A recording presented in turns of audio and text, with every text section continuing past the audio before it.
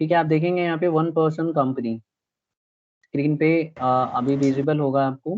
1% company है। सो पिछली class में हम लोगों ने पीछे का पढ़ लिया था, हमने पढ़ा था टाइप्स ऑफ कंपनीज कौन कौन सी होती है, और हमने उसमें डिस्कस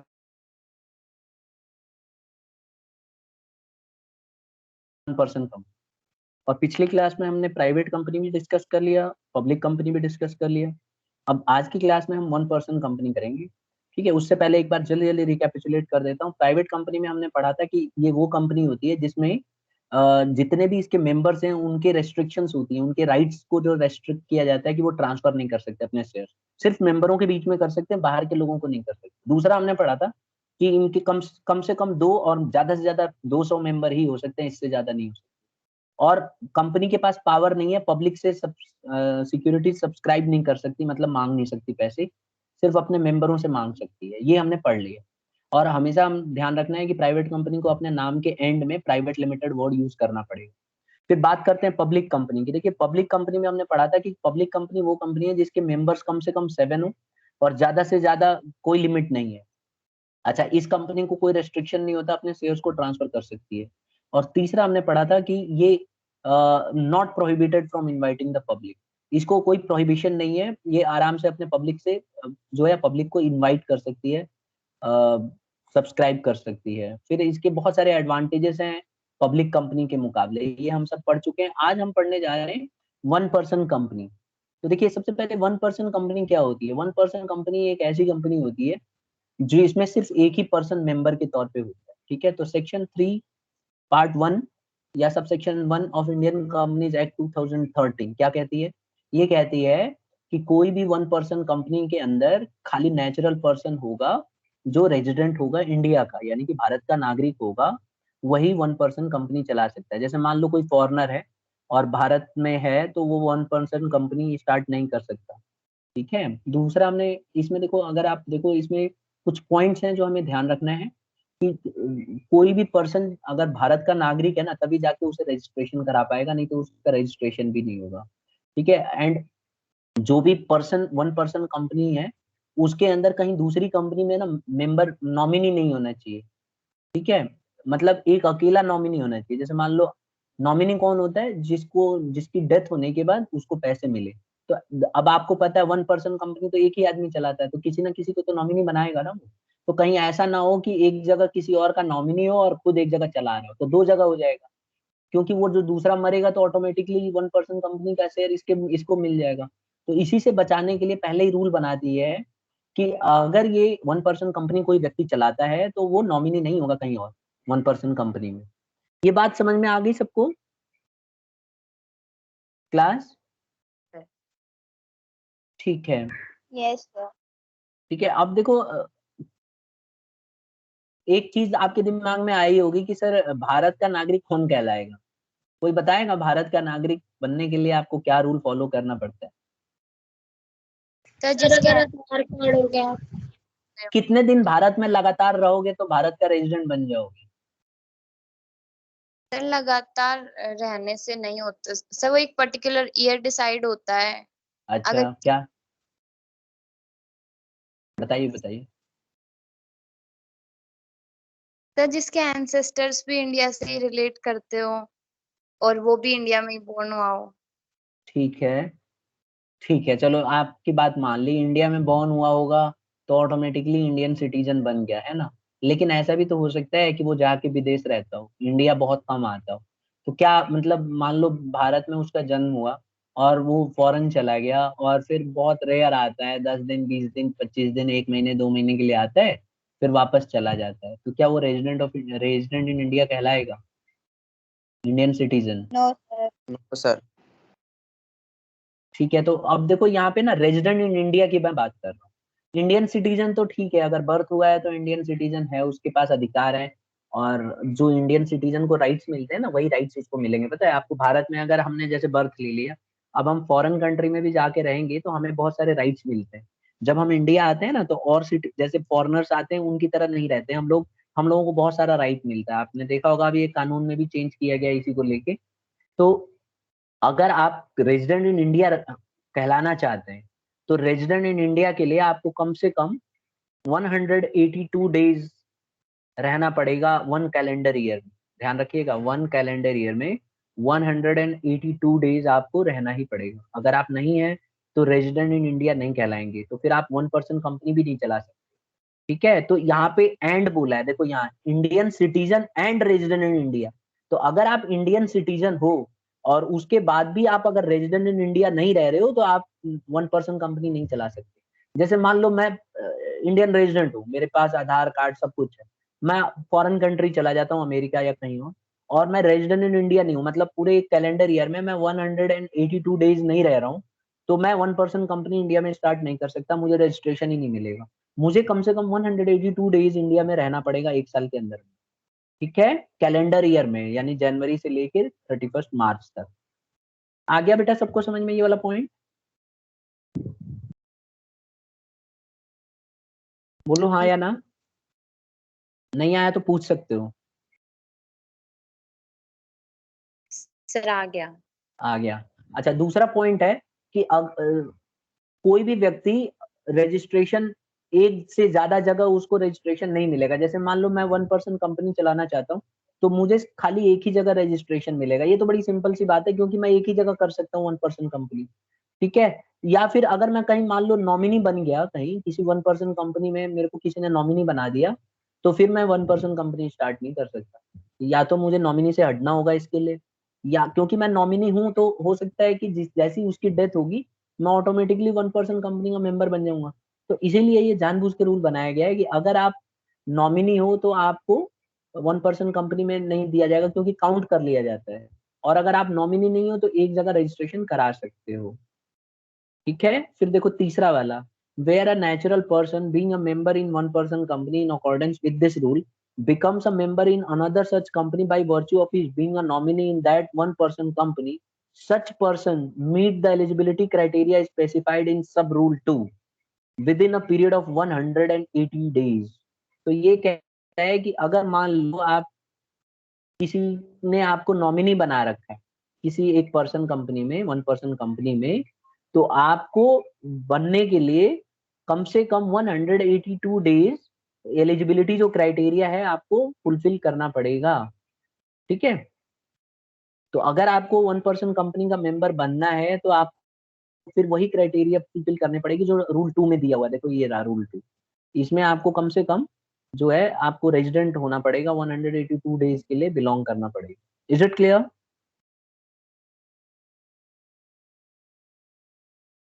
क्लास?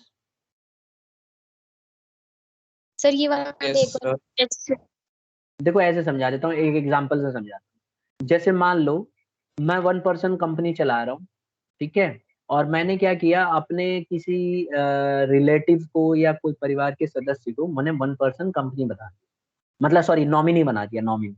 ठीक है, और वो पर्सन जो है अमेरिका में रहता है। ठीक है, अब किसी वजह से अगर सपोज करो मैं नहीं रहता, डेथ हो जाती है, तो मैंने जिसको नॉमिनी बनाया है वो तो ऑटोमेटिक 1% कंपनी का मेंबर बन गया। तो उसमें ये देखा जाएगा कि क्या वो ये क्राइटेरिया फुलफिल कर रहा है 182 डेज वाला। अगर वो अमेरिका रह रहा है 182 डेज एक साल के अंदर भारत में नहीं है, तो वो उसका मेंबर तब भी नहीं बन पाएगा। तो ये क्राइटेरिया उसको फुलफिल करनी पड़ेगी। Is it clear? Yes sir. बस यही इसमें बताया गया है। तो हाँ सर एक ही नॉमिनी होता है इसका? हाँ, नॉमिनी एक ही रख सकते हो आप। सर जैसे कि सर कोई पर्सन है हाँ वो 1% कंपनी चला रहा है और सडन हाँ, उसकी डेथ हो जाती है और उसका नॉमिनी अमेरिका में रहता है और वो इंडिया में अभी तक 182 डेज तक नहीं रहा, तो उन 182 डेज के लिए पहले उसको इंडिया में रहना पड़ेगा, फिर वो बिल्कुल वहाँ का रहना पड़ेगा, नॉमिनी बनेगा। तभी तो जाके। सर हाँ, तो सर उन 182 डेज के लिए कंपनी को कौन हैंडल करेगा?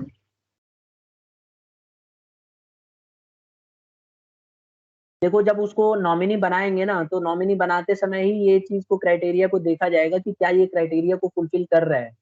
ठीक है, मतलब उसको देखा जाएगा कि क्या जिसको आप नॉमिनी बना रहे हो, क्या वो उस क्राइटेरिया को फुलफिल कर रहा है कि वो नॉमिनी बनने लायक है। अगर उसे मेंबर बनना है 1% कंपनी का, तो उसको ये क्राइटेरिया फुलफिल करनी पड़ेगी, अदरवाइज उसको मेंबर नहीं बनाया जाएगा।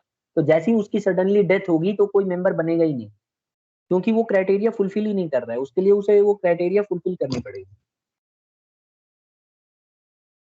तो सर ऐसे तो 1% कंपनी का जो क्लोज होना होता है वो तो बहुत जल्दी हो जाएगा, बल्कि कंपनी का तो लेट होता है, मतलब कि उसमें अज्यूम करके चलता है कि कंपनी हमेशा चलती रहेगी, तो इसमें इस हाँ केस में तो ऐसा नहीं है। बिल्कुल नहीं है, क्योंकि देखो 1% कंपनी ना ये पब्लिक और प्राइवेट कंपनी की तरह नहीं है। ये एकदम स्पेशल टाइप ऑफ कंपनी है। आप इसमें खुद ही देख लो, एक ही आदमी इसको चला रहा है।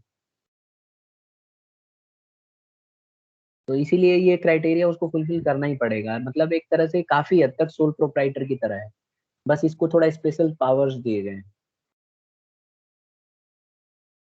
Yes sir. ठीक है। और इसमें ना अमाउंट भी है। अभी देखो नीचे मैं अमाउंट का भी बताऊंगा। इतना अमाउंट नहीं होगा तो ऑटोमेटिकली आप दूसरी कंपनी में शिफ्ट हो जाएंगी। तो अगर मान लो ये क्राइटेरिया वो फुलफिल नहीं कर पाता तो ये प्राइवेट वो हो जाएगा, सोल प्रोप्राइटरशिप में कन्वर्ट हो जाएगा। ठीक है, क्योंकि 1% कंपनी के लिए उसको 182 डेज वाली क्राइटेरिया रखनी पड़ेगी। और अगर वो 182 डेज वाली क्राइटेरिया को फुलफिल नहीं कर रहा है उसका नॉमिनी, तो फिर ऑटोमेटिकली उसके डेथ के बाद फिर 1% कंपनी खत्म हो जाएगी, क्लोजर हो जाएगा, और वो बन जाएगी सोल प्रोप्राइटर। नहीं तो उसे क्राइटेरिया फुलफिल करनी पड़ेगी अगर उसका मेंबर बनना है। चौथा पॉइंट है, no minor shall become member और nominee of the 1% company and can hold shares with beneficial interest. कह रहा है कोई भी माइनर मेंबर नहीं बन सकता, नॉमिनी नहीं बन सकता 1% कंपनी का, क्योंकि किसी भी माइनर को अलाउ ही नहीं किया जाता। तो जब उसको अलाउड ही नहीं है तो आप उसको नॉमिनी बना ही नहीं सकते। ठीक है। Yes sir. इसी तरह से बेटा जो प्रैक्टिकली मैं अगर देखूं तो जब हम किसी को नॉमिनी बनाते हैं ना 1% कंपनी में, तो ये बात ओनर को भी पता होती है कि उसको ये क्राइटेरिया फुलफिल करना पड़ेगा अगर वो मेंबर बनना चाहता है। मतलब अगर उसकी डेथ होगी तो उसको जो ट्रांसफर किया जाएगा कम से कम वो क्राइटेरिया तो फुलफिल करे, नागरिकता वाली। तो इसीलिए वो उसी को बनाएगा जो 182 डेज यहाँ पे इंडिया में रहता हो। ठीक है, तो वो उसकी रेस्पॉन्सिबिलिटी है। उसको ये चीज का बड़ा ध्यान रखना पड़ेगा कि जब भी वो नॉमिनी बनाता है तो उसको वो क्राइटेरिया फुलफिल कर रहा हो। अगर नहीं कर रहा है तो आप किसी उसको नॉमिनी बनाओ जो उस क्राइटेरिया को फुलफिल कर रहा है। तो 1% कंपनी में इसको ध्यान रखना है। अगर ये नई क्राइटेरिया फुलफिल करेगा तो वो ऑटोमेटिकली कैंसिल हो जाएगा, वो बन ही नहीं पाएगा मेंबर। Is it clear? इसी वजह से इसमें माइनर को हम नॉमिनी नहीं बना सकते। वैसे जनरली आप देखेंगे माइनर को हम लोग कई बार नॉमिनी बना देते हैं। जैसे जैसे बैंक अकाउंट में हम पैसा जमा करते हैं तो क्या होता है कि हम नॉमिनी अपने बच्चों को भी बना सकते हैं ना, छोटे बच्चों को, कि ये सारा पैसा उनको मिल जाएगा। लेकिन 1% कंपनी में नहीं, इसलिए नहीं बनाते क्योंकि माइनर को तो अलाउड ही नहीं है। मान लो उसकी डेथ हो जाती है तो माइनर ऑटोमेटिक मेंबर बन जाएगा, और मेंबर बनेगा तो वो वैलिड ही नहीं है। तो इसीलिए माइनर को अलाउ ही नहीं किया जाता है कि 1% कंपनी में उसको हम नॉमिनी बना सकते। फिर एक फिफ्थ पॉइंट है, such company can not be incorporated और converted into company under section 8 of the act. कह रहा है इस तरह की कंपनी जो है इसको हम कन्वर्ट नहीं कर सकते।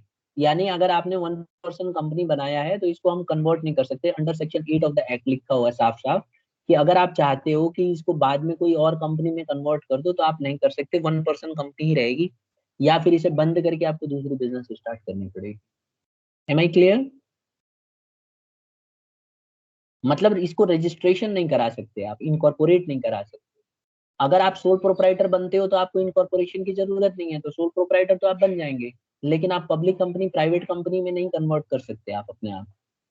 ठीक है।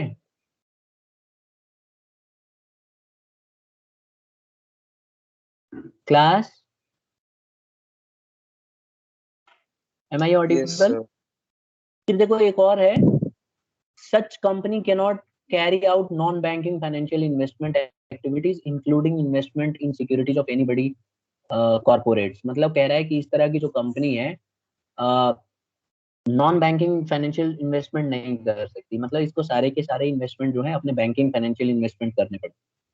ठीक है, नॉन बैंकिंग वाले ट्रांजेक्शन 1% कंपनी को बिल्कुल भी अलाउड नहीं है। देखो बेसिकली हमारे टॉपिक में बहुत ही सिंपल रखा हुआ है कि 1% कंपनी वो 1% कंपनी है जिसके अंदर एक इंडिविजुअल बिजनेस को कैरी ऑन करता है।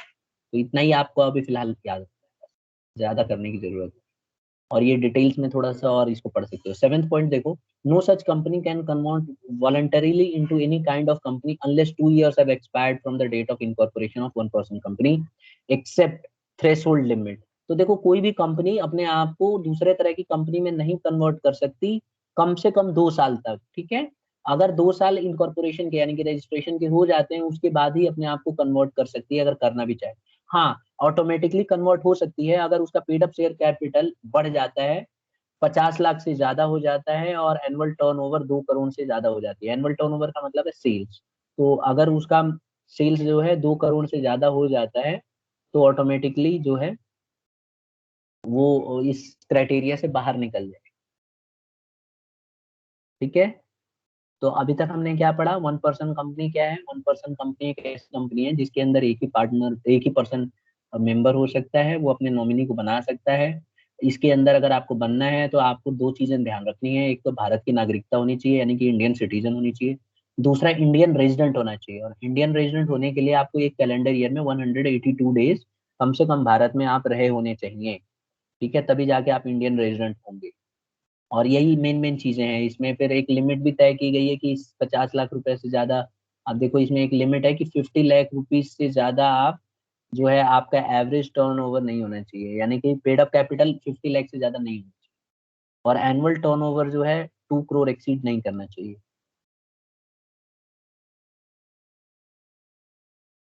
अब हम आ जाते हैं पब्लिक कंपनी और प्राइवेट कंपनी के बीच में डिफरेंस।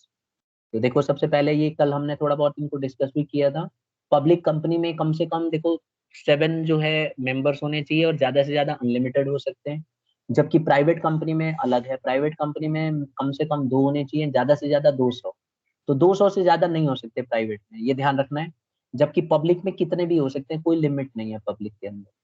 फिर दूसरा हमने पढ़ा था कल, मिनिमम नंबर ऑफ डायरेक्टर्स। देखो पब्लिक कंपनी में 3 डायरेक्टर होने चाहिए, प्राइवेट में 2, इससे कम नहीं। अगर आप पब्लिक कंपनी है तो 3 डायरेक्टर से कम आप नहीं रख सकते, लेकिन प्राइवेट कंपनी है तो 2 से कम आप नहीं रख सकते हो। इंडेक्स ऑफ मेंबर्स, देखो पब्लिक कंपनी को इंडेक्स ऑफ मेंबर्स का रखना जरूरी है। इंडेक्स ऑफ मेंबर्स का मतलब है जब जनरल मीटिंग हो रही हो या कहीं भी मीटिंग हो रही हो तो कितने शेयर होल्डर्स का होना जरूरी है, मतलब कितनी पॉपुलेशन है, कितने मेंबर्स हैं पूरी कंपनी में, उसके हिसाब से कितने लोग उस मीटिंग को अटेंड कर रहे हैं, उसको बोलते हैं इंडेक्स ऑफ मेंबर्स। तो जब भी पब्लिक कंपनी की मीटिंग होगी तो इंडेक्स ऑफ मेंबर्स को कंपलसरी देखा जाएगा कि कितने हैं। अगर उस क्राइटेरिया को फुलफिल नहीं करेंगे तो मीटिंग अपने आप कैंसिल हो जाती है। जबकि प्राइवेट कंपनी में ऐसा कोई भी कंपलसरी नहीं है, आप कैसे भी रख सकते हो। फिर बात करते हैं ट्रांसफर ऑफ शेयर्स की। देखिए पब्लिक कंपनी के अंदर जो शेयर्स हैं इसको ट्रांसफर, इसमें आपको कोई रेस्ट्रिक्शन नहीं है, आप आसानी से ट्रांसफर कर सकते हैं। लेकिन प्राइवेट कंपनी में रेस्ट्रिक्शन है, आप बाहर के लोगों को शेयर्स बेच नहीं सकते। तो ये सबसे बड़ी प्रॉब्लम है प्राइवेट कंपनी। एक और हमने डिफरेंस पढ़ा था, इनविटेशन टू पब्लिक। क्या पब्लिक कंपनी लोगों से पैसे मंगा सकती है? आंसर है हाँ, देखो टिक लगाया हुआ है। तो हाँ, ये मंगा सकते हैं, जनरल पब्लिक से पैसा कभी भी ये लोग रेज कर सकते हैं, इनको कोई रोक टोक नहीं है। जबकि प्राइवेट कंपनी जो है can not invite the public, ये पब्लिक को इनवाइट नहीं कर सकती। ठीक है, नेक्स्ट तो यही है। इसमें आप देखेंगे ये सारे पॉइंट्स आपको नोट डाउन कर लेना है, यही इसके मेन मेन पॉइंट्स हैं स्टूडेंट, जो आपको नोट्स में बना लेना है। ठीक है सर हाँ, सर बुक में तो जो नंबर ऑफ मेंबर है प्राइवेट कंपनी का वो तो मैक्सिमम 50 मेंबर्स दे रखते हैं।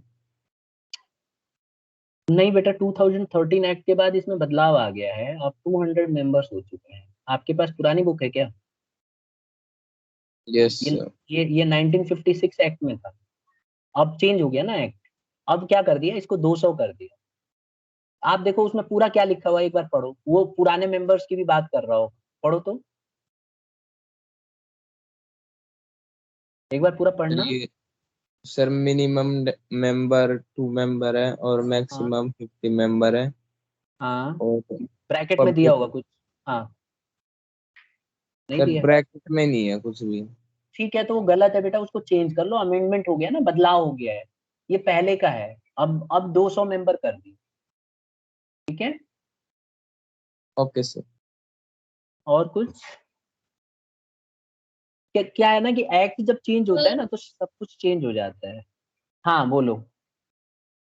सर जो आपने अभी कन्वर्ट बताया था कि कंपनी कन्वर्ट हो जाएगी, उसमें कन्वर्ट का मतलब है कि वो पब्लिक या प्राइवेट बन जाएगी? 1% कंपनी की बात कर रही हो? Yes sir. हाँ, अगर वो लिमिट पार करती है तो हो जाएगी। अगर लिमिट पार करती है तो ऑटोमेटिकली 1% कंपनी से बाहर हो जाएगी वो। देखो प्रॉब्लम क्या है ना कि जब 1% कंपनी को बनाया गया ना, तो वन कंपनी, ये आपको पता है 2013 एक्ट में आया है, तो इसमें स्पेशल प्रोविजन रखा गया है कि भाई 1% कंपनी को जानबूझ के एक लिमिट रखी गई है कि 50 लाख से ज्यादा पैसा वो नहीं रख सकता share, paid up share capital. और वो जो सेल करता है ना, जो उसका सेल है, टर्नओवर है, टर्नओवर बोलते हैं सेल्स को।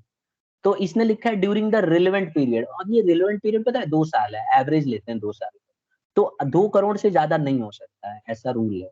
अगर आप 2 साल का एवरेज 2 करोड़ से ज्यादा एक्सीड हो जाता है तो ये माना जाएगा कि आप 1% कंपनी के लायक ही नहीं है, तो आप ऑटोमेटिकली वहां से शिफ्ट कर जाएंगे। ठीक है, मतलब आपको स्पेशल जो सुविधाएं दी गई हैं 1% कंपनी की, ऑटोमेटिकली आपसे छिन जाए। तो जब भी आप 1% कंपनी चलाते हो तो आपको ध्यान रखना है कि आपका सेल बहुत ज्यादा ना हो। ठीक है, अब जैसे मान लो किसी एक साल में 3 करोड़ का सेल हो गया और अगले साल में सिर्फ 1 करोड़ या उससे कम का सेल हुआ, तो आपका एवरेज जो है 3.99 समथिंग आ जाएगा या 2 करोड़ आ जाएगा, तो आप तब भी बच जाओगे। तो जरूरी नहीं है एक साल आप 3 करोड़ कर लेते हो और अगले साल आप सिर्फ 90 लाख का सेल करते हो, तब भी बच जाओगे, क्योंकि एवरेज तो हमारा कम ही आया। तो 2 साल का एवरेज 2 करोड़ से ज्यादा नहीं आना चाहिए, इसमें लिखा नहीं है लेकिन यही रूल है। ठीक है, कि 2 साल, जैसे मान लो ये बोला गया है कि आप लगातार 2 साल का जो एवरेज है वो 2 करोड़ से ज्यादा का नहीं होना चाहिए। तो अगर आप 1% कंपनी चलाते हो और आप इतना ज्यादा से 2 करोड़ बहुत होता है, तो अगर आप इतना ज्यादा सेल कर रहे हो इसका मतलब आप बहुत ज्यादा कमा रहे हो, तो ऑटोमेटिकली आप 1% कंपनी की सुविधाएं से बाहर निकल जाए। ये जानबूझ के किया गया है जिससे कि प्रमोशन मिले, लोग अपना 1% कंपनी चलाएं और ज्यादा कमाएं, इससे रोजगार भी ज्यादा मिलेगा। तो गवर्नमेंट ने यही सोच रखा है कि 1% कंपनी ज्यादा अच्छा ऑप्शन है, क्योंकि सोल प्रोप्राइटर कईयों को अच्छा नहीं लगता। सोल प्रोप्राइटर में आप पैसा वैसा मतलब कई सारी रेस्ट्रिक्शंस हो जाती हैं। 1% कंपनी में आपको गवर्नमेंट की तरफ से ज्यादा सुविधाएं मिलेंगी। बस ध्यान ये रखना है कि आपको बैंकिंग फाइनेंशियल इन्वेस्टमेंट्स ही करना है। अगर आप 1% कंपनी है तो बैंकिंग फाइनेंशियल इन्वेस्टमेंट ही आप कर सकते हैं।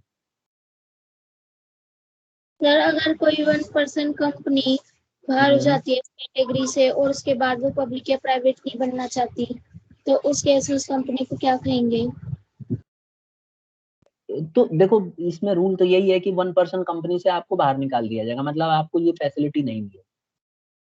तो आप जब इतना सब आप इन्वेस्टमेंट कर रहे हो, टर्नओवर आपका इतना है, तो आप इसको बंद क्यों करना चाहोगे? खुद सोच के देखो। आप इसको प्राइवेट कंपनी में कन्वर्ट कर लोगे या पब्लिक में करना चाहोगे? नहीं, सर आप मतलब चला तो रहे हैं वो, लेकिन वो उन दोनों कैटेगरीज में भी नहीं आना चाहते। तो वो सोल प्रोप्राइटर में आना चाहते होंगे। Yes sir. ठीक है, तो सोल प्रोप्राइटर में आ जाएंगे, लेकिन देखो प्रैक्टिकली देखा जाए तो अगर इसमें से बाहर निकलते हैं तो ऑटोमेटिकली प्राइवेट कंपनी ही हो जाएगी, क्योंकि बहुत ज्यादा सेल, टर्नओवर बहुत ज्यादा है ना, 2 करोड़ से ज्यादा है। बट उनकी मर्जी है। सर पब्लिक भी बन सकती है? हाँ, बन सकती है, उसके लिए उसको फिर वही प्रोसीजर फॉलो करना पड़ेगा, रजिस्ट्रेशन वगैरह कराना पड़ेगा उसमें इसको। Yes sir. हाँ, प्राइवेट कंपनी भी बन सकती है, उसके लिए भी उसको रजिस्ट्रेशन कराना पड़ेगा। कुल मिला के 1% यस। कंपनी में सिर्फ तभी रह सकते हैं जब ये दोनों क्राइटेरिया फॉलो हो। 50 लाख पेड अप कैपिटल से ज्यादा नहीं होना चाहिए और पिछले 2 साल का एवरेज जो है 2 करोड़ से ज्यादा नहीं होना चाहिए टर्नओवर, यानी कि सेल्स। अगर इससे ज्यादा हो जाता है तो ऑटोमेटिकली इससे बाहर हो जाएंगे। तो 1% कंपनी में ये 2 क्राइटेरिया बहुत बहुत इंपॉर्टेंट है। फिर इंडियन सिटीजन भी होना चाहिए, रेजिडेंट इन इंडिया भी होना चाहिए। अगर मान लो बाई चांस इंडियन सिटीजन नहीं है और इंडियन रेजिडेंट भी नहीं है तो ऑटोमेटिकली 1% कंपनी से बाहर हो जाएगा। इसमें बहुत सुविधाएं दे रही है government, lot of facilities are given by the government, that's why there are some restrictions for this. कुछ आपको रेस्ट्रिक्शन, आप जैसे मान लो 1% कंपनी चला रही हो तो आप आसानी से पैसे रेज कर सकती है, तो आप पैसा भी रेज कर सकती है। Yes sir.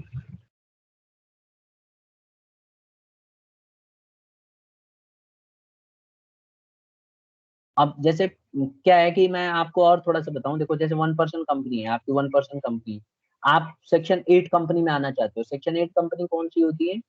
सेक्शन 8 कंपनी होती है जो संस्थाएं होती है ना, मदद करती हैं जो लोगों की, नहीं होती हैं सर संस्थाएं जैसे एनजीओ। एनजीओज। यस, ये सेक्शन 8 में आती हैं। सेक्शन 8 कंपनी भी तो आप बनना चाहोगी, तो आप नहीं बन सकती। अगर आप 1% कंपनी हो तो आपके पैसे अगर मान लो बहुत ज्यादा हो जाते हैं तो आप इनको आपका रजिस्ट्रेशन नहीं हो सकता उसमें, ये जानबूझ के रेस्ट्रिक्शन लगाई गई क्योंकि आप फिर उसमें मिसयूज कर सकते हो आगे चल के। सर अगर आपको बियॉन्ड द लिमिट हो जाए जो इसमें मेंशन है तो भी नहीं बन सकते?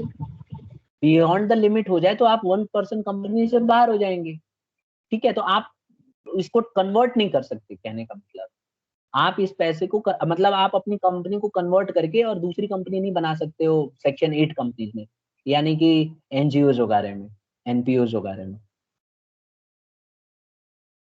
ठीक है। Yes sir.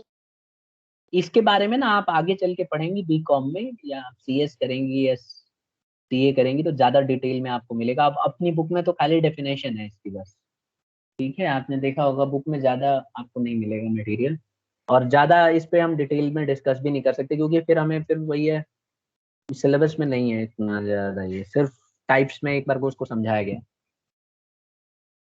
आप लोग कहेंगे तो इसको हम अगली क्लास में डिस्कस कर सकते हैं डिटेल में, हालांकि टेस्ट में नहीं पूछूंगा, ठीक है। तो इतना ही है, आज की क्लास इतने पे ही ओवर करते हैं। और कुछ पूछना पीछे का? No sir. ठीक है स्टूडेंट्स, इतना आप नोट्स बनाइए, ठीक है, इतना आप नोट्स बना लीजिए।